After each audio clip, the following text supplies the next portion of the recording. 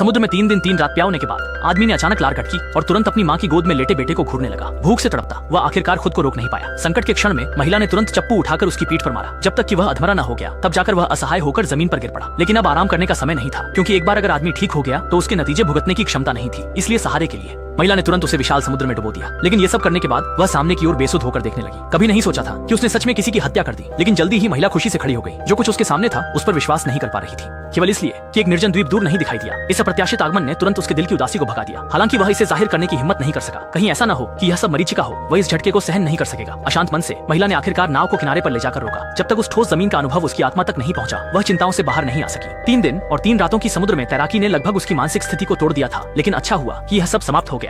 कुछ सोचने का समय न लेते हुए औरत ने धारदार लोहे से एक नारियल खोला। बच्चे को एक घूंट पिलाने के बाद तुरंत मुख से छेद को ढक दिया ताकि पानी की एक बूंद भी व्यर्थ न हो। जब थोड़ी शक्ति वापस आई तो उसने दीर्घकालिक भोजन और पानी के स्रोतों की खोज शुरू की। अच्छा रहा कि द्वीप पर भरपूर संसाधन थे। न केवल असीमित ताजा पानी था, बल्कि हर प्रकार के फल मौजूद थे। बिल्कुल चिंता करने की जरूरत नहीं कि 2 बच्चे भूखे रहेंगे। इसके बाद उसने समय का उपयोग करके 3 लोगों के लिए एक घास की झोपड़ी बना दी। हालांकि वे पहले दिन ही आए थे, पर ऐसा लग रहा था जैसे वे यहाँ के जीवन के पूरी तरह से अभ्यस्त हो गए थे। लेकिन दिखने में शांतिपूर्ण द्वीप पर भी खतरे मौजूद थे। इस दिन भाई बहन समुद्र में मछली पकड़ने जाना चाहते थे, पर एक अवांछित मेहमान ने उन्हें एक चट्टान पर रोक दिया। रात तक भी वे वहाँ से नहीं निकल सके। सौभाग्य से लड़के ने एक अच्छा उपाय सोचा। उसने एक तिलैया को चीरा और उसका पेट फाड़कर खून से पूरा शरीर लपेट लिया। फिर उसे जोर से फेंक दिया। केवल एक पल में शार्क खून की गंध से आकर्षित हो गई। इस मौके का फायदा उठाकर दोनों तुरंत समुद्र में कूद गए और पूरा जोर लगाकर हाथ हिलाने लगे। लेकिन एक छोटी मछली उस विशालकाय प्राणी के लिए बिल्कुल भी पर्याप्त नहीं थी और उनकी स्थिति जल्दी ही फिर से उजागर हो गई। क्योंकि लड़की अभी तक पूरी तरह विकसित नहीं हुई थी, वह शार्क के मुंह में जाने ही वाली थी। नाव पर पहले से पहुंचे उसके भाई ने जल्दी से कार्रवाई की और आखिरी सेकंड में उसे खींच लिया, जिससे दोनों बच गए। मगर और भी बुरा यह हुआ कि छोटे द्वीप का मौसम अचानक बदल गया और किसी तैयारी के बिना ही मूसलाधार बारिश शुरू हो गई, जिससे घास का घर भीग गया। पतले कपड़े पहने महिला जल्दी से बाहर छत को ठीक करने चली गई। बारिश के बाद आसमान में चमकते सितारे और समुद्र में लहरें दिखने लगी।